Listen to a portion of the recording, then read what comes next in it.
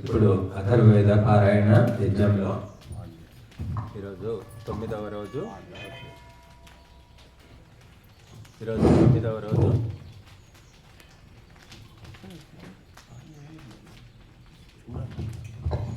ఈరోజు 9వ రోజు. మనం 2153వ మంత్రం నుండి మొదలుకొని ఆహుతులు ఇస్తాము. అందరూ కూడా స్వాహాకారం చెప్పండి. ఏదో వంతుకు చెప్పినట్టు కాకుండా అది పూర్తిగా మనస్ఫూర్తిగా మనము స్వాహాకారం పలకాలి. అప్పుడు ఆ స్వాహాకారం వల్ల మనకు ఆత్మశుద్ధి జరుగుతుంది, బుద్ధి శుద్ధి కూడా జరుగుతుంది. ఓం యౌతే మాతోన్మమార్జాతాయాః పతివేదనో భూర్నామా తత్ర మాగృధదలింశ ఉత వత్సపః. ఓం ఫలాలానుఫలాలో షర్కుం కోకం మలిం లుకం బలీవజం ఆశ్రేషం బభ్రివాస సంవృక్ష గ్రీవం ప్రమీలినం. ఓం ఆసంవృతో మోపస్సుపూరో మావస్సుపోంతర కృణోమ్యస్మై భేషజం భజం దుర్నామచాతనం స్వాహా. ఓం దుర్నామా చ సునామా చోభాసంవృతమిచ్చతః అరాయానపహన్మః సునామాస్త్రైనమిచ్చతాం స్వాహా. ఓం యః కృష్ణకేశసురస్తంభజాతు తతుండికః అరాయానస్యాపుష్పాభ్రాంహంసోపహన్మసి స్వాహా. ఓం అనుజిఘ్రం ప్రమృశంతం గవ్యాదముతరేరిహం అరాయాచక్షిష్విణో జనపింగో అనీనశ స్వాహా. ఓం యస్త్వా స్వప్నే నిషద్యతే భ్రాతా భూత్వా పితేవ చ వదసాం సహతామితగ్లీవరూపాంస్కిరీటినః స్వాహా. ఓం యస్త్వా స్వపంతీం సరతి యత్స్వాధిస్సతి జాగరిం ఛాయామివాప్రతాం సంయః పరిక్రామన్ననీనశ స్వాహా. ఓం యః కృణోతి తవత్సామవతో కామిమాం స్త్రియం తమోషధేతుర్నాశయాస్యాః కమలమంజివం స్వాహా. ఓం ఏ శాలాః పరినృత్యంతి సాయం కర్తభనాదినః కుశలాయే చ కుక్షిలాః కుతుభాః కరుణాః స్నాః తానోషధే త్వం గంధేన విశూచీనాన్ వినాశయ స్వాహా. ఓం ఏ కుకుందాః కుకోరవాః కృత్తిర్దూషాణి బిభ్రతి గ్లీవా ఇవ ప్రన్లుత్యంతో వనే ఏ కుర్వతే ఘోషం తానితో నాశయామసి స్వాహా. ఓం ఏ సూర్యం న దీక్షन्तః పంస్తమమున్నివః అరాయాం వస్తవాసినో దుర్గంధీన్ లోహితాస్యాన్ నరకాన్ నాశయామసి స్వాహా. ఓం య ఆత్మానమతిమాత్రమన్స ఆదాయ బిభ్రతి స్త్రీణాం శోణి ప్రతోదిన ఇంద్రరక్షాంసి నాశయ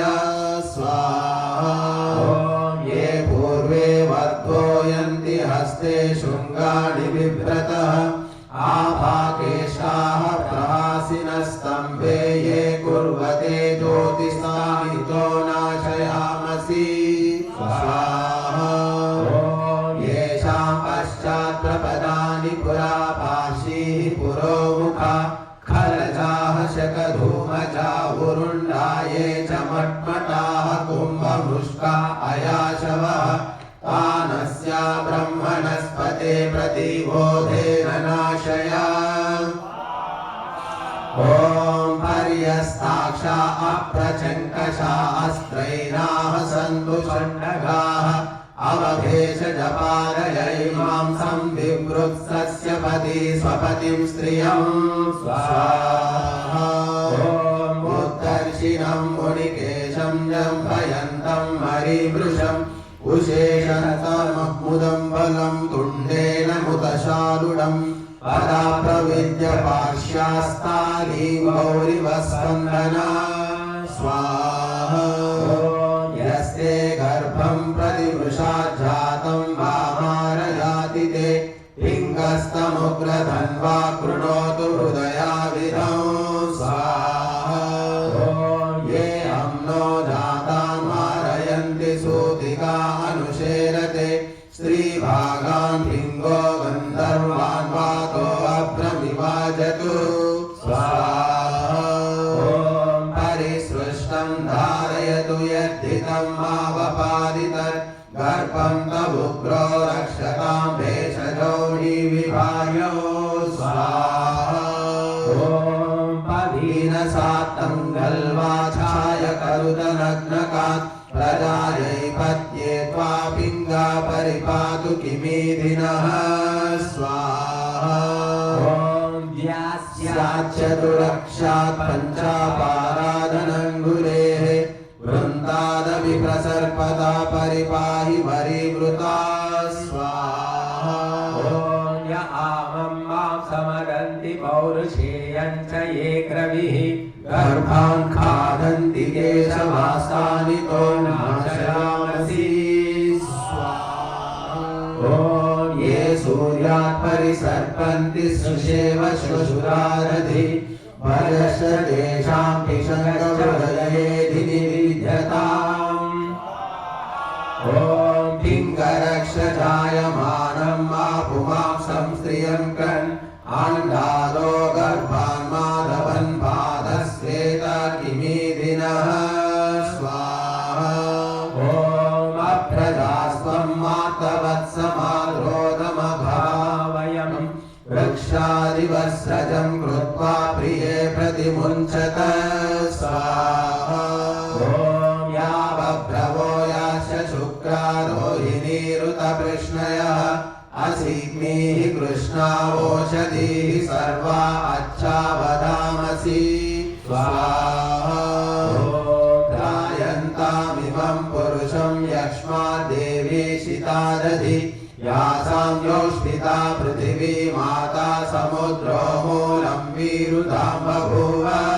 स्वाहा आपो अग्रं दिव्यावोषधयः तासे यक्ष्मणे नस्य मङ्गादङ्गाणीशं स्वाहा प्रस्तृणति स्तम्भिनीरेकशृङ्गाः प्रदन्वतीरोषधीया वदामि अंशुमतीः काण्डिनीया विशाखा भयामि ते वीरुरो वैश्वदेवी रुद्राः पुरुषजीवनीः ॐ यद्वासा समाना वीर्यं यच्च वो बलं तेनेममस्माद्यक्ष्मात् पुरुषं मुञ्चतौषधीरथो प्रणोमि भेषजं स्वाहा जीवलां नभारिषां जीवन्तीमोषधीमहम् अरुन्धतीमुन्नयन्ति पुष्पा मधुमतीमिह हुवे स्मारिष्टदातये स्वाहा विहायन्तु प्रचेतसो मेदिनीर्वचसो मम यदेयं पारयामसि पुरुषं दुरितादधि स्वाहा अग्निर्घासो अपां गर्भो यारोहन्ति पुनर्नवाः ध्रुवाः सहस्रनाम्निर्भेषजीः स्वन्त्वा भृताः स्वाहा अवकल्पावकोर्वा उदकात्मानवोषधया वृषन्तु दुरितं तीक्ष्णशृङ्ग्यः स्वाहा उन्मुञ्चन्ति वरुणावुग्राया विषदोषणीः अधो बलासनाशिनीः कृत्या दोषणीश्च यास्ता इहायन्वोषधीः ॐ अपक्रेता सहीयसीर्विरुधो या अभीष्टुताः त्रायन्तामस्मिन् ग्रामे गामश्वं पुरुषं पशुं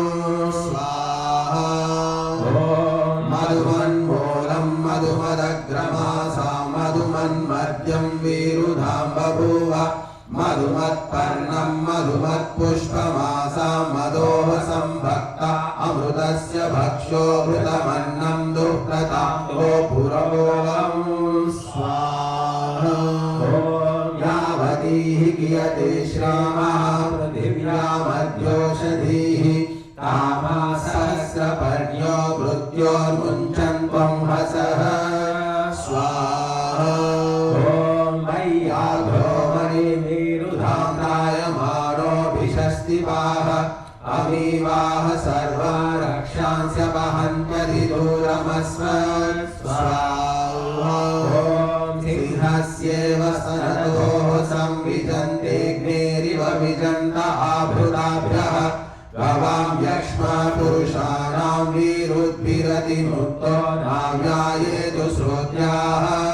स्वाहा मुमुचानावोषधयोग्ने वैश्वानरादधि भूमिं सन्तन्वतीरितया साम्राजा वनस्पतिः स्वाहा यारोहन्त्यागिरसीः पर्वतेषु समेषु च तानापयस्पतिः शिवावोषधीः सन्तु संहृते स्वाहा याशाहं वेद विरुधो याश पश्यामि चक्षुषा अज्जाता जानिमश्चयासु विद्वच संहृतं स्वाहा सर्वाः समग्रावोषधीर्बोधन्तु वचसो मम यथेवं पारयामसि पुरुषं दुरितादधि स्वाहा अश्वत्थो दर्भो विरुधां सोमो राजामृतं हविः व्रीहिर्यवश्च भेषजो दिवस्पुत्रावमद्यो स्वाहा उज्जीद्वे स्तनयद्भिक्रन्दत्योषधीः यदा वः वृष्टिमातः पर्जन्यो रेतसावती स्वाहा तस्यामृतस्येमं बलं पुरुषं भाययामसि अतो कृणोमि भेषजं यथा सच्चतहायनः स्वाहा वराहो वेदविरुधं नकुलो वेदभेषजी सर्पा गन्धर्वाया विदुस्तास्मावसे भुवे स्वाहा याः सुपर्णा आङ्गिरसि दिव्याया रघटो विदुः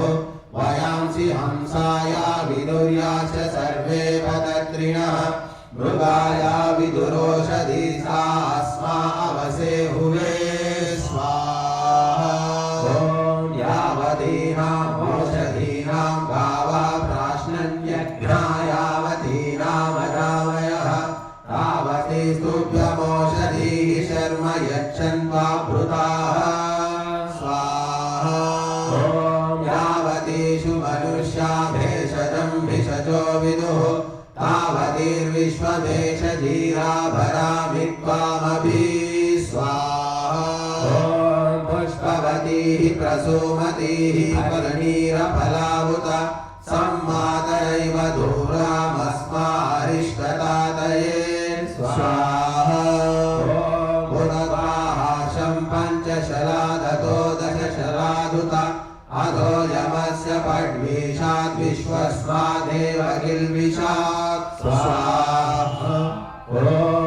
इन्द्रो मन्धतु मन्धिता शक्रशूरा पुरन्दरः यथा रामसेनामित्राणां सहस्रशः स्वाहा ॐ भूतिरज्जुपद्मानि भूतिं सेनां कृणोत्वमो धूममग्निं परा दृश्यामित्रा भूत्वा ददतां भयं स्वाहा शृणीः खादामोन्कलिराजिरं राजद्भङ्ग इव भज्यन्तां हन्त्वेनान्वधको वधैः स्वाहा परुषा नमोन् परुषापः कृणोतु हन्त्वेनान्वधको वधैः क्षिप्रं शैव भज्यन्तां बृहज्जालेन सन्दिताः ॐ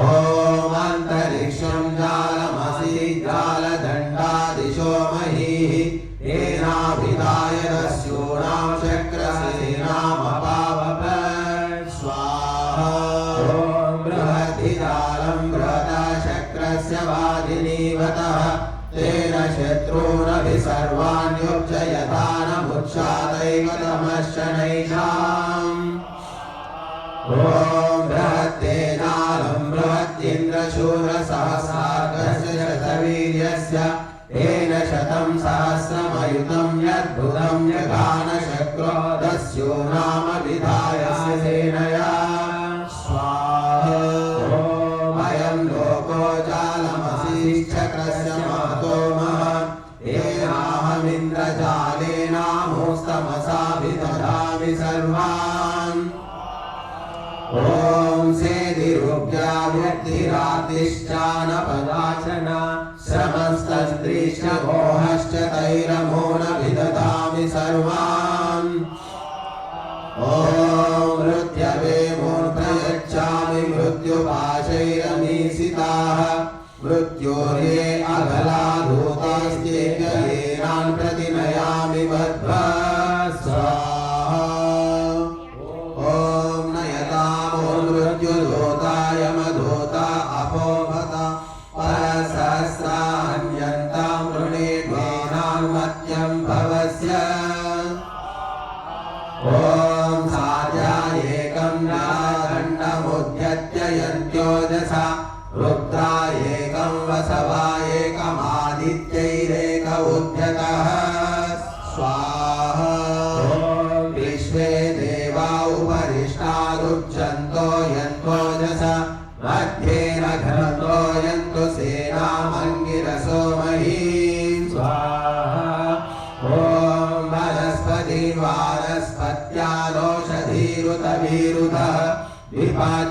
विपाचादुषाधिष्ठामि यथा सेनाममोहनन् ॐ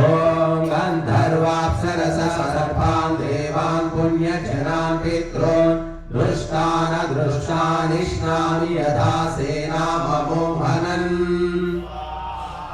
ॐ ये उक्ता मृत्युपाशायानाक्रम्य न मुच्यसे आमुष्याहस्तु सेनया इदं कूटं सहस्रशः स्वाहा ॐ घर्मसमिद्वोऽग्निनायं होमा सहस्रः भवश्च वृष्णिबाहुश्च सर्वसेनाममोहतं स्वाहा ॐ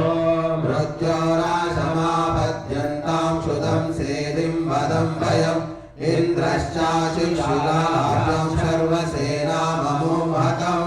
स्वाहा ॐ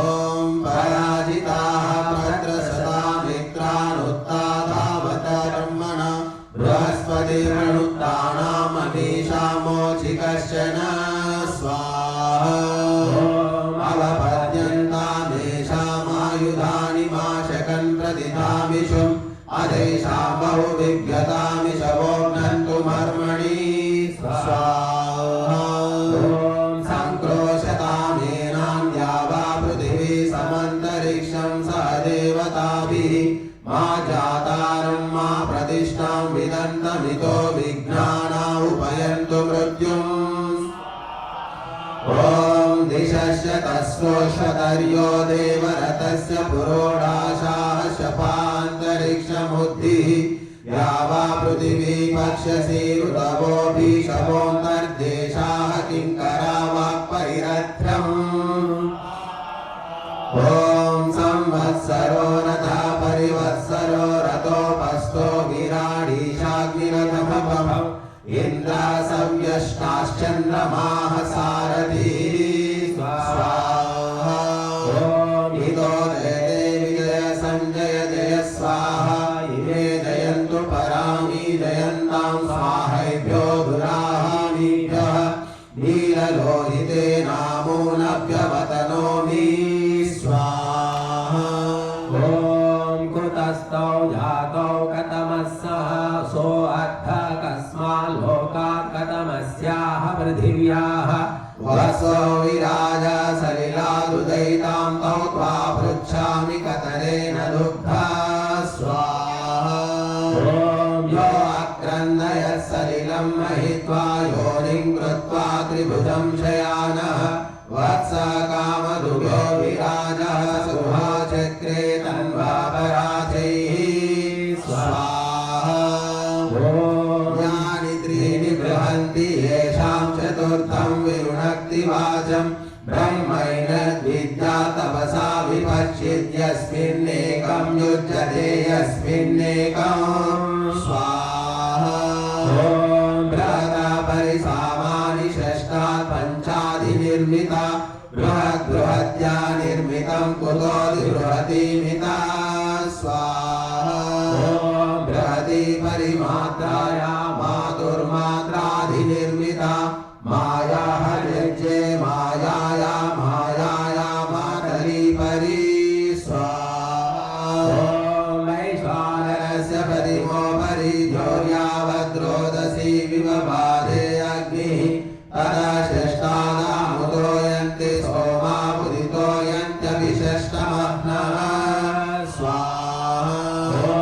षट्वा पृच्छामऋषया कश्यपे मे त्वं हि युक्तं युयुक्षे योग्यं च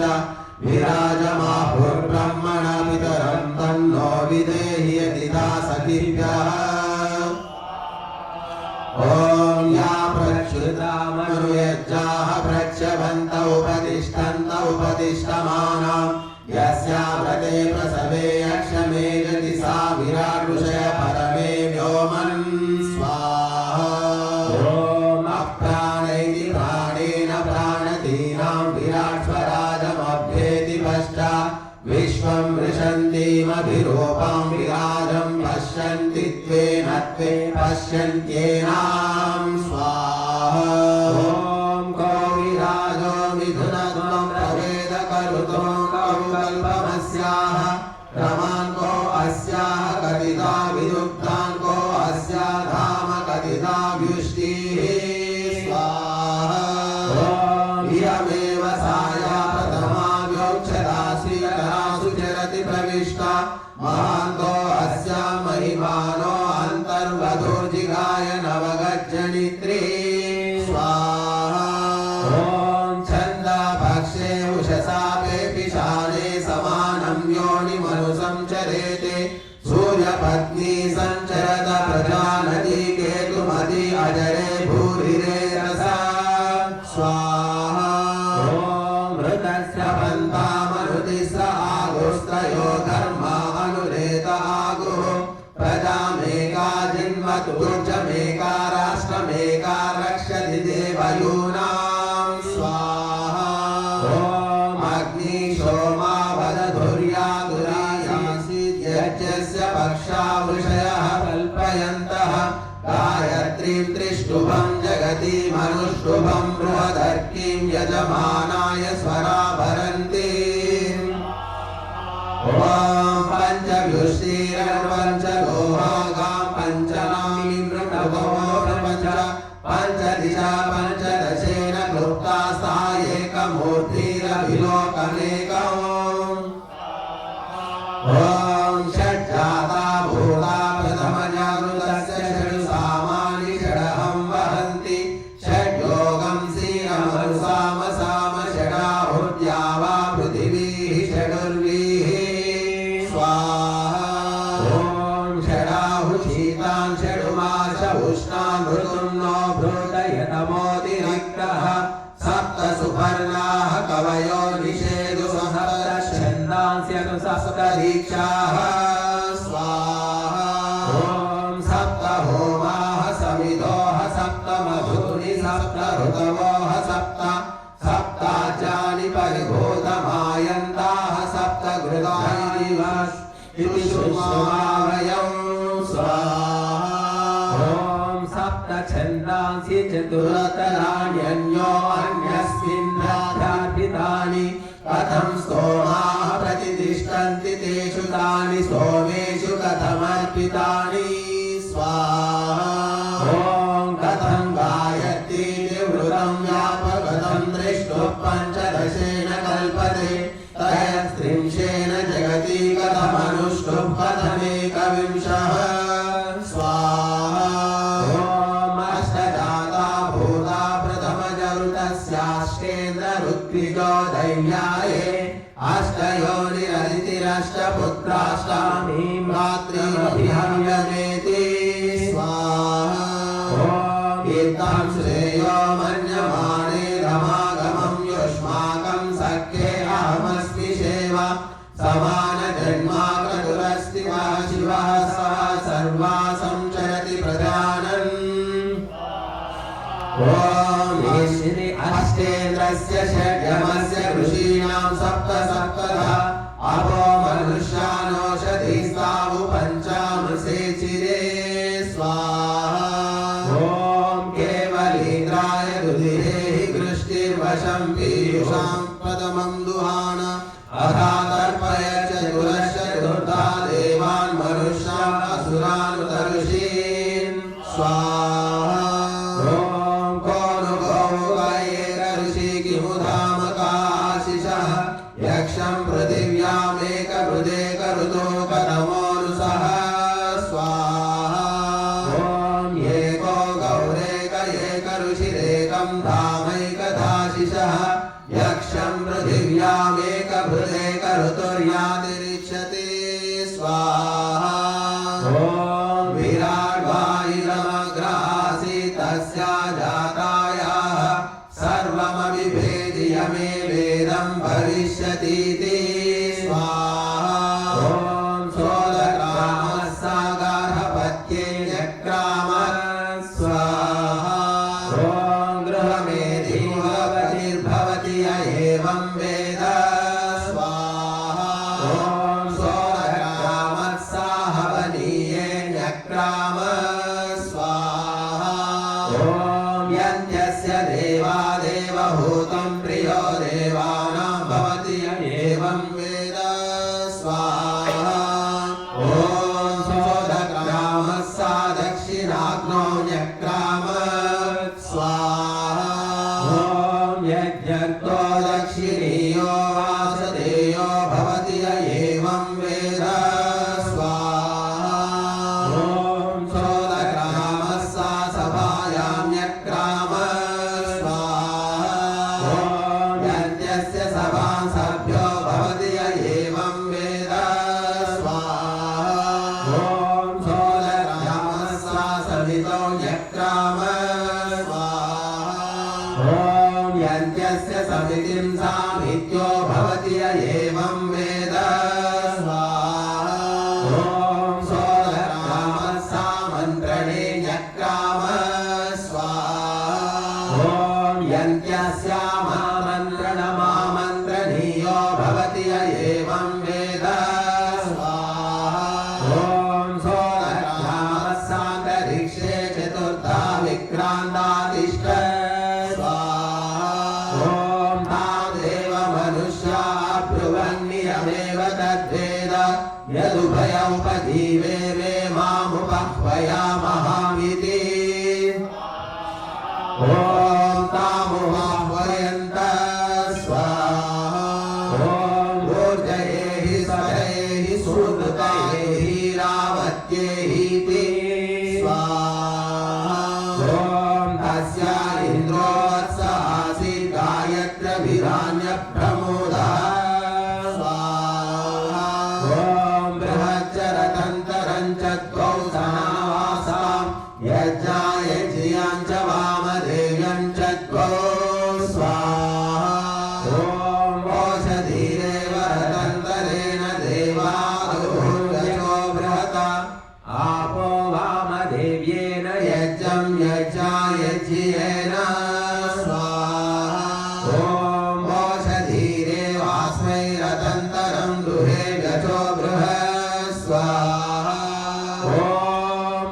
आपो वामदेवं यज्ञं यज्ञाय जियं य एवं वेद